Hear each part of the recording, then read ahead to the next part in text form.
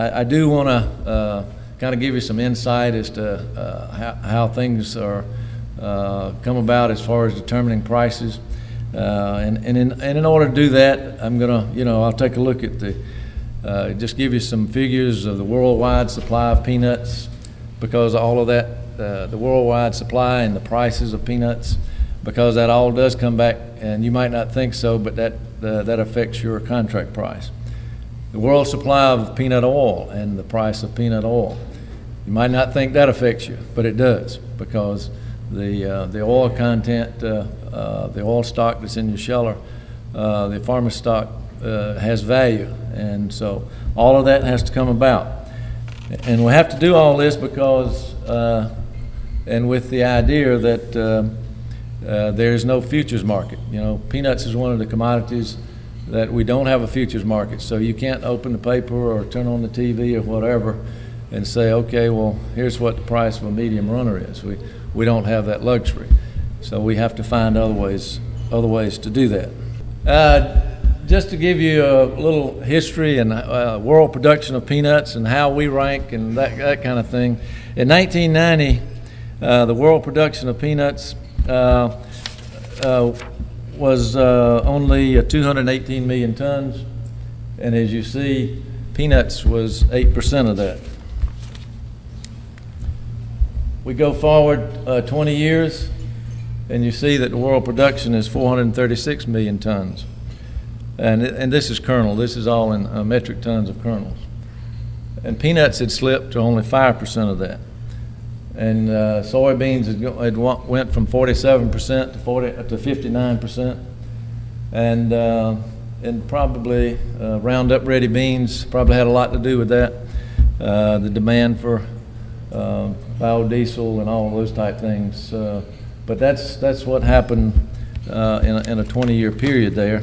The major countries that affect what prices are here in the U.S. And I've divided them out into whether they're the most impact, whether it's on kernels or whether it's on oil. Basically the ones, of course, China, Argentina, India, Mexico, Nicaragua, South Africa, Vietnam. Those have the most effect on our kernel prices, because most all of those are exporters of peanuts and that we have to compete with. Whereas Mexico is actually a net importer. They still, being south of us, still do export some, but mostly they are an importer, as you will see later. On the oil side, as I mentioned, we have to import somewhere 30 or 40% of the oil needed for our domestic consumption. And these are the countries that we normally would bring the oil from: Senegal, Argentina, Nicaragua, India, and Brazil.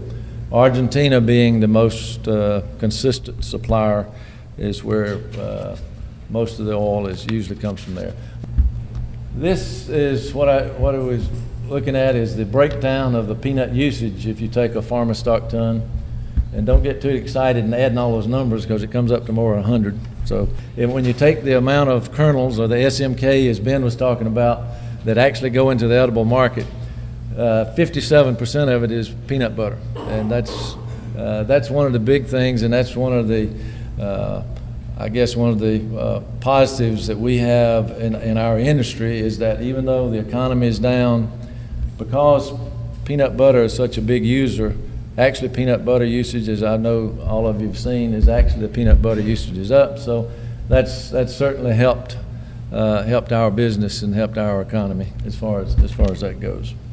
I can assure you that even without a futures market, there is a market established every day. We do trade peanuts every day.